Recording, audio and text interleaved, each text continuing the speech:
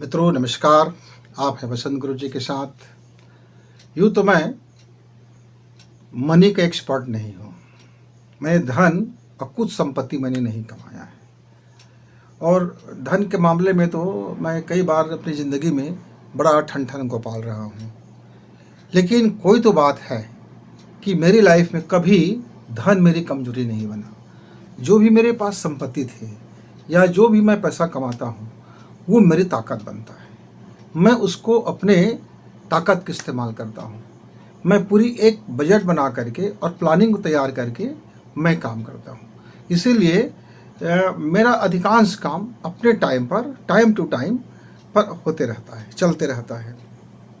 वह धन एक निवेश हो जाता है समय के साथ। लेकिन हमारे बहुत से मित्र धन को लेकर के अजीब अजीब मनगढ़ंत चीज़ों पर डूबे रह जाते हैं।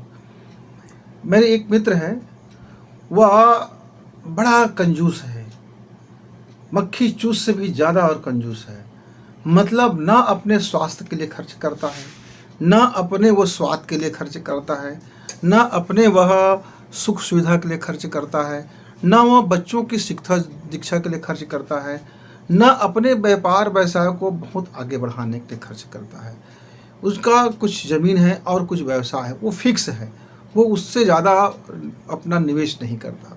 पूरा धन और वो बैंक में भी नहीं डालते, कि अन्य प्रकार के फंडों में भी इस्तेमाल नहीं करते, और रिश्तेदारों को भी नहीं देते, किसी की मदद भी नहीं करते। हाँ, ब्याज में ज़रूर पैसा देते, क्योंकि ब्याज से उनको बड़ा मोह है, मूलधन से नहीं। आप उनसे 2 लाख रुपए उधारी ले लो और आप हर महीना का महीना उनको ब्याज देते रहो, वो कभी आपसे मूलधन नहीं मांगेंगे। उसका मूलधन जमा रहे, फंसा रहे, वो उसको सुख देता है। और धन उसकी बड़ी कमजोरी है। वो अब धन के लिए अपने बाल बच्चे का तक का नहीं है, अपने बीबी का भी नहीं है, वो किसी का नहीं है। धन उनका सबसे बड़ा कमजोरी। यद्यपि उनके पास धन है।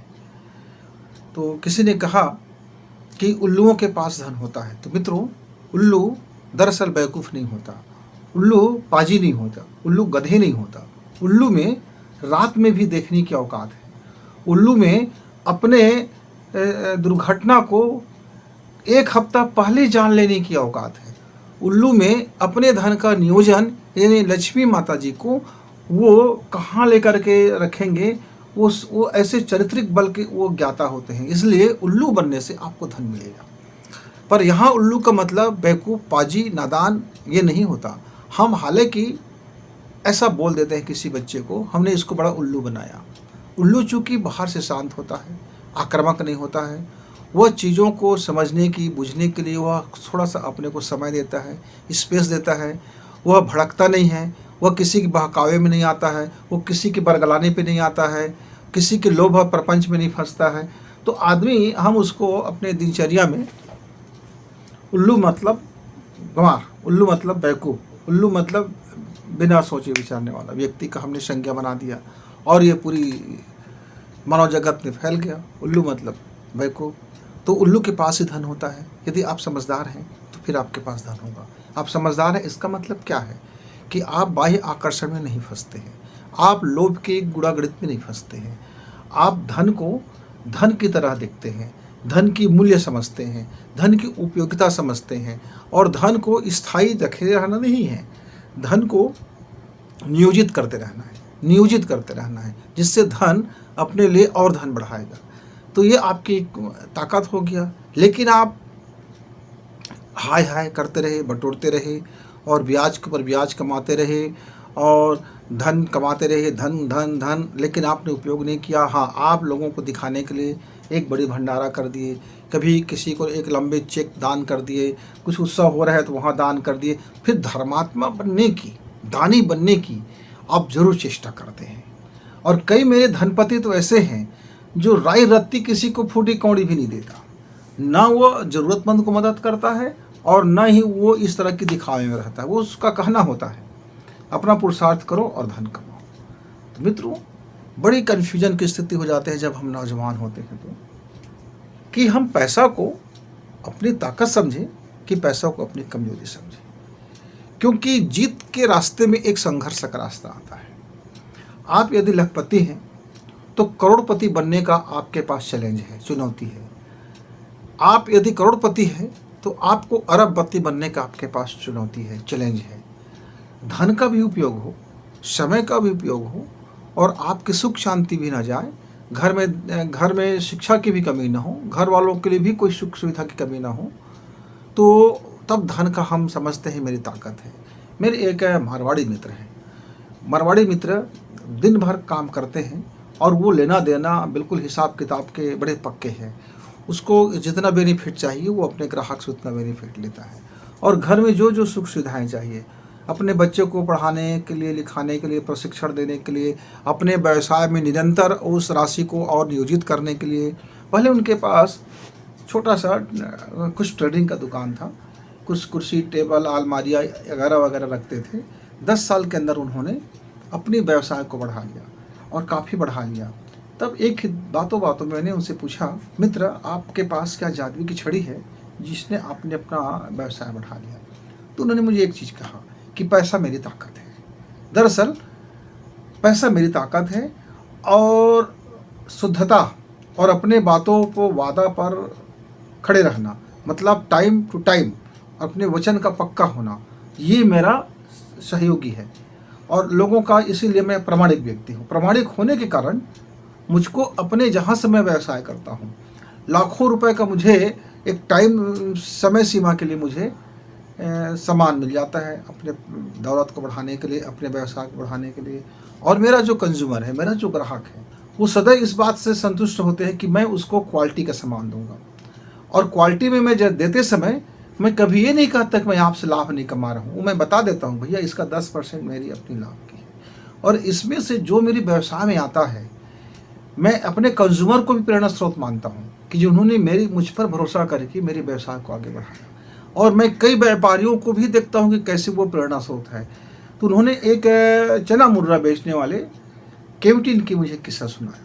कहा कि मित्र मैं पहले छोटी क्लास में था, प्राइमरी क्लास में पढ़ता था, तो रोज़ मैं हमारे स्कूल के सामने में एक केवटिन बैठा करते थे।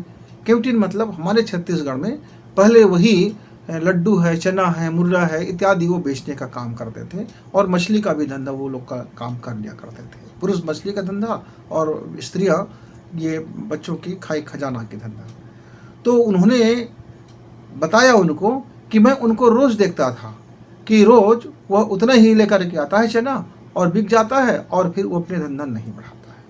मैं बचपन से देख रहा था, पहली क्लास में था, 5वीं हो गया, 6वीं हो गया, 8वीं हो गया, उसके पास उतने ही टोकरी और उतने का बेचना और उसके बाद चले जाना। तो ये बात मुझे ज़रा खटक गया। मैं बोला कि भाई आपका बिक्री होता है, इनमें से 2 पैसा और बढ़ाइए। तो एक दिन मैंने उनसे बात किया, बोला कि आप इसमें जितना भी लाभ कमाते हैं उसको आप बढ़ाते क्यों नहीं हैं? तो उन्होंने कहा बढ़ाया हूँ ना, अपना घर बना दिया हूँ। अब उस घर से उसका व्यापार तो नहीं बढ़ा। उसने कहा कि मैंने एक मंदिर बनवा दिया, मैंने एक पसरी बनवा दिया, मैंने एक वो काम कर दिया, मैंने एक वो काम कर दिया। उसका धन बढ़ा, सम्मान बढ़ा, पर बिजनेस नहीं बढ़ा। अब ये चूंकि मारवाड़ी दिमाग का व्यक्ति था, फिर उनको समझाया कि आप अपने पास रोज का दिहाड़ी का एक कर्मचारी रख लो और आप अपनी सामान खुद लेकर आओ और उसको भी लेकर के आ जाओ। वो आपका सामान बेचने का काम करे और आप अपना हिसाब किताब देखें, फिर देखेंगे कि आपका धंधा भी बढ़ेगा तो आप जन कल्याण और अच्छे कर सकोगे। मैं उनको बचपना में अपने पिताजी के द्वारा दिए गए उपदेशों को मैंने उनको बताया और ट्रायल देखा कि मेरे पिताजी जो बोलते हैं वास्तव में क्या ये व्यापार व्यवसाय में धन के मामले में कितना सटीक बैठता है। तो उन्होंने बताया कि 2 साल के अंदर में उन्होंने 2 नौकर बढ़ा लिया और उनकी अब दुकान जो था अब वो एक स्थायी दुकान में बदल गया। अब वो धीरे धीरे व्यवसाय उनके बढ़ने लगे। उस दिन से मैंने समझ लिया कि अपना धन को बढ़ाने के लिए कोई प्रेरणा स्रोत चाहिए, कोई सलाहकार चाहिए, कोई मार्गदर्शक चाहिए और हम संघर्ष के लिए सदैव तैयार रहें। संघर्ष करने से जो जीत हासिल होता है उस जीत का वैल्यू समझ में आता है। तो मनी माइंड को यदि समझना है तो हमको धन को समझना होगा और अपने ईमानदारी को भी समझना होगा। मतलब अपने वादा पर खरा उतरना, अपने बातों पर खरा उतरना, अपने कामों पर खरा उतरना। खरा उतरना ही उसका एक ऐसा गुण है जो धन उसका फिर ताकत बन जाता है। नहीं तो पैसा उनकी कमजोरी बन जाता है। हम आए दिन देखते हैं कि किसी के घर में शादी हुआ, वो बड़े आदमी थे, वो बहुत बड़े अफसर है, पर उनके बहू को इसलिए जला दिया गया क्योंकि उसने अच्छी संपत्ति दहेज में नहीं लेके आया। हम सुनते हैं कई बार कि इतने बड़े उद्योगपति के घर में इनका शादी हुआ, अब उसकी बीवी का तलाक हो गया। तलाक लेने के पीछे धन का कारण था कि उसने कहा कि मुझको इतना धन आपसे चाहिए, और वो तलाक लेने के एवज में उनसे उसने धन वसूल लिया। तो धन की लालच है, यानी धन उनकी कमजोरी है, पर धन उनकी ताकत नहीं है। तो मित्रों, आप भी समझिए, क्या धन आपकी ताकत है, क्या धन आपकी कमजोरी है? क्योंकि सफलता का खुलासा, रहस्य का खुलासा आपके मनी माइंड से ही होता है। आप मनी को किस मूल्य पर खरीदते हैं और अपने मनी को किस मूल्य पर आंकते हैं, और अपने मनी को किस मूल्य पर बेचते हैं। मनी को आप कितने में खरीदते हैं, उस मनी को कितना बढ़ाते हैं, और उस मनी को कितने आप मूल्य में बेच देते हैं। वस्तु एक होता है, पर उसमें धीरे धीरे कई चीज़ों मिल करके वस्तु बदल जाता है। जैसे मान लीजिए, एक होटल का व्यापारी है, एक होटल के व्यापारी ने 10 रुपए की उड़द दाल ले आया, और 10 रुपए की उसने मूंग दाल ले आया, और 10 रुपए की उन्होंने सुई आटा ले आया, 30 रुपए उन्होंने मिला दिया, और उसने एक गैस जला ली और एक कर लिया। और उन्होंने क्या किया, फिर उस 30 रुपए से उन्होंने 200 रुपए की डोसा बना करके बेच दिया।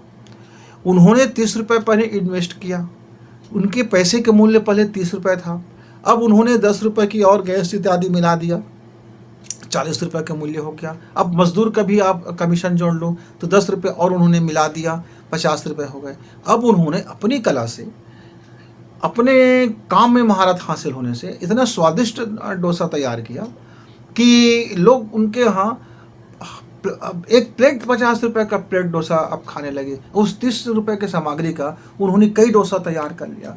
यानी उसने 50 रुपये के मूल्य को उन्होंने 250 रुपये के मूल्य में बेच दिया। यानी 200 रुपये का उन्होंने अपने 50 रुपये के मूल्य को 200 रुपये मूल्य बढ़ा दिया। 200 रुपये की मूल्य अपनी तकनीकी से बढ़ा दिया, अपने ज्ञान की शक्ति से बढ़ा दिया, अपने हुनर की ताकत से बढ़ा दिया, अपने मैनेजमेंट की ताकत से बढ़ा दिया। तो उन्होंने खर्चा तो किया था 50 रुपये लागत मूल्य, और वसूली कर लिया उन्होंने 250, यानी 200 रुपये का उन्होंने बेनिफिट किया। अब इस बेनिफिट को यदि वह बिना सोचे विचारे खर्च कर देगा तो वह 50 रुपये का 50 रुपये ही बच गया। लेकिन उस 200 रुपये को यदि अपने व्यवसाय में उसका 50% भी लगाता है, और उस 50% से और सुविधाएं बढ़ाते हैं, और 50% को कहीं निवेश में लगाता है, तो उनका धीरे धीरे निवेश बढ़ता जाएगा और धीरे धीरे सुविधाएं बढ़ती जाएगी। सुविधाएं बढ़ती जाएगी, लागत कम होगा और लाभ ज़्यादा होगा। यदि 2 व्यक्ति के लिए उसको बनाना होगा डोसा तो उसका लागत ज़्यादा आएगा, लेकिन 2000 के लिए बनाना होगा तो उसको लागत मूल्य कम आएगा। इस तरह से वो अपने व्यवसाय के गणित को समझेंगे। तो उनको प्रेरणा भी चाहिए, मार्गदर्शन भी चाहिए, और सफलता के रहस्य को खोलना भी आने चाहिए। मित्र, यदि आप हकीकत में अपना बदलना चाहते हैं, अपनी गरीबी को अमीरी में, अपने दुख को अपने सुख में, अपने अभाव को अपनी सुविधा में, तो आप अपने पास जो भी एसेट्स हैं, जो भी धन है, आपके पास जो भी कला है, आपके पास जो काम करने की क्षमता है, आप जिस क्षेत्र में माहिर हो, आप जिसकी विशेषज्ञता रखते हो, उसको सर्वे करके आप अपने धन्य को, अपने मूल्य को लगाना शुरू करें। धन को अपने मूल्य में लगाना शुरू करें। जैसे जैसे आप अपने धन को अपने मूल्य में लगाते हैं, वैसे वैसे फिर आपका धन का मूल्य और वैल्यू बढ़ता जाता है। मान लीजिए, मैं पहले एक लेक्चर का 1 रुपये लेता था। उस समय मेरी एक लेक्चर का मूल्य 1 रुपये था। लेकिन मैंने जैसी जैसी मेरी सुझाव का, मेरे काउंसलिंग का असर व्यापक होता गया और लोगों को लगा कि हाँ, ये असरकारक चीज़ें हैं, तब मेरा जो वाणी है उसकी मूल्य बढ़ता गया। और अब मैं मन चाहे कीमत पर अपनी मैं मूल्य खुद तय करूँगा कि मुझको 1 घंटा का मुझको कितनी मूल्य लेना है। तो मैंने अपना मूल्य बढ़ा के, लेकिन यदि मैं अपने उस पैसे को सिर्फ खर्च कर देता, घर बनाने में, धन लगाने में, अय्यासी में, इधर में उधर में, शराब में, ड्रग्स में, तो फिर मेरी नैतिक पतन हो जाता और मेरी चारित्रिक पतन हो जाता। फिर मेरा धन का मूल्य जो है वो नीचे आ जाता, मेरी वैल्यू नीचे आ जाता।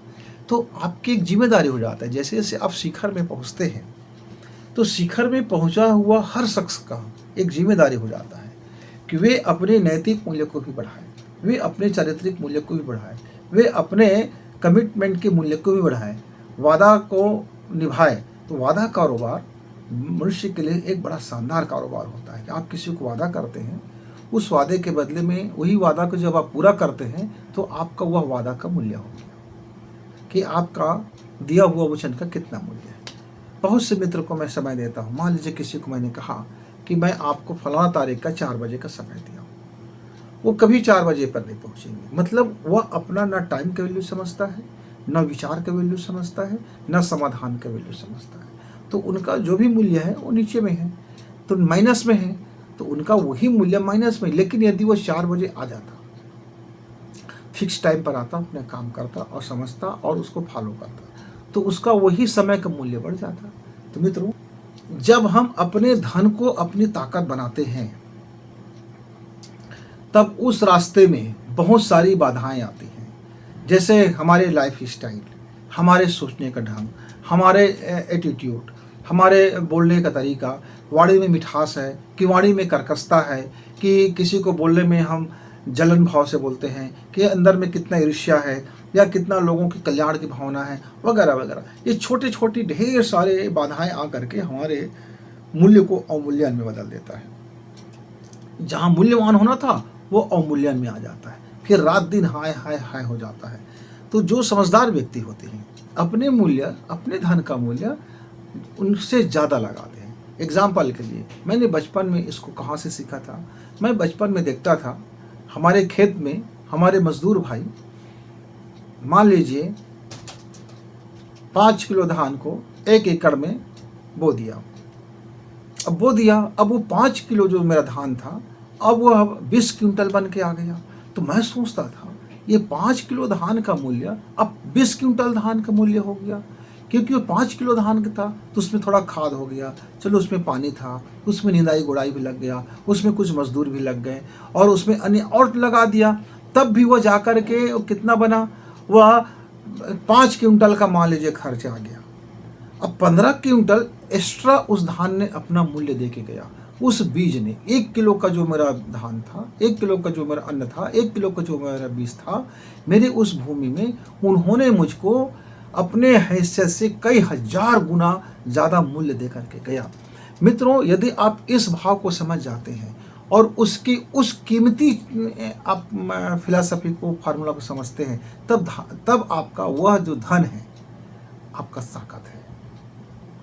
लेकिन आप लोभ में पड़ गए, भाई मेरा 1 एकड़ में धान 25 क्विंटल होना था, 20 क्विंटल हुआ, तो अब आपका अवमूल्यन हो रहा है, क्योंकि आप मूल्य नहीं देख रहे हो कि आपने उस पर कितना खर्च किया, आपने क्या समय समय पर गुड़ाई किया, क्या समय पर उसकी रूरा को देखा, क्या आपने उसकी सही ढंग से रखवाली की, क्या उसका देख रेख सही हुआ, क्योंकि इतर एसेट्स में भी, संसाधन में भी पैसा लगते हैं। तो ये सफलता का रहस्य है कि आप जिस बिजनेस को करते हो या जो पढ़ाई को करते हो या जिस ऑफिस में काम करते हो, क्या उसको संपूर्णता में करते हो कि आधे अधूरे में करते हो, कि आपने यूं कर दिया और हो गया। अब मान लीजिए मैं अपने प्यून को बोलूँ, अपने चपरासी को बोलूँ कि जाइए आप मेरे वाहन पर आप इसमें हवा डलवा करके ले आइए। अब मेरा प्यून जाएगा और मालूम हो रहा है कि जिस चक्के में हवा है उसी में वो डलवा के ले आया, और जिस चक्के में हवा नहीं है वो वैसे ही ले आया। अब क्या मैं उस पिन को शाबाशी दूंगा? मैं कहूँगा क्या वाह वाह क्या बढ़िया बात है यार, खाली जो था चक्का वो खाली रह गया और जो भरा था आप उसके और डलवा दिया और वो भी विस्फोट हो गया और मेरा क्या तो सत्यानाश हो गया, 3 चक्का बर्बाद कर दिए। लेकिन यदि वो प्यून मेरे जो खाली चक्के में हवा डलवाता, शेष चक्के में बैलेंस करवाता और ये भी देख पा लेता कि इसमें कुछ प्रॉब्लम तो नहीं है, और ड्राइवर से पूछता भैया सब कुछ ठीक ठाक है, और यदि आके मुझको बताते कि मैंने ये सारा चेक कर लिया और मैंने हवा भी डलवा दी, अब गाड़ी रेडी है, आप कहीं भी जा सकते हो, तो मेरी नज़रों में मेरा प्यून का मूल्य बढ़ गया। अब मैं उसको तरक्की भी दूंगा, मैं उसको सैलरी भी बढ़ा दूंगा, मैं उसको जिम्मेदारी भी दे दूंगा। तो इस तरह से छोटे छोटे सावधानी और छोटे छोटे जिम्मेदारियां आपकी सफलता की मार्ग को खोल देता है। आप जो अवसर मिला है सेवा करने का, उसको यदि आप कंप्लीट करते हैं और अपना ज़्यादा से ज़्यादा बेस्ट देते हैं, तब आपका ऑटोमेटिक सफलता का रास्ता खुलना शुरू हो जाता है। आप गुणवत्ता मेंटेन करते हैं और अपने वाणी मेंटेन करते हैं, अपने स्वभाव मेंटेन करते हैं, अपने चरित्र मेंटेन करते हैं और अपनी विजन मेंटेन करते हैं, तो आपका धन, आपकी पैसा, आपका ताकत। लेकिन आप दकियानुसी हैं, आप ईर्ष्याखोर हैं, आप जलनखोर हैं, आप धन को संचय करना चाहते हैं, सिर्फ संचय करना चाहते हैं, आप धन को और कहीं उसको नियोजित नहीं करना चाहते हैं, तब धन आपकी कमजोरी है। मित्र, आप देख लीजिए कि आपका और धन का संबंध क्या है। आपके जीवन में सुख क्यों नहीं है, आपके जीवन में शांति क्यों नहीं है, आपके जीवन में आनंद क्यों नहीं है। यदि है तो फिर क्या यह धन आपको सुख दे रहा है, क्या यह धन आपको शांति दे रहा है, क्या धन आपको निश्चिंतता दे रहा है, क्या इस धन के कारण आपकी मूल्य बढ़ रहा है, क्या आपने अपने धन का मूल्य समझ लिया है और उस धन के मूल्य को समझ करके और मूल्यवान बनाने के रास्ते में लग गए हैं। नहीं तो जल्दी कीजिए, विचार कीजिए, सोच कीजिए और फिर अपने धन के वास्तविक मूल्य से धन के मूल्य को कई गुना बढ़ाने की कोई न कोई योजना लगाइए, दिमाग जुगाड़ लगाइए और लग जाइए। फिर मिलेंगे, तब तक धन्यवाद।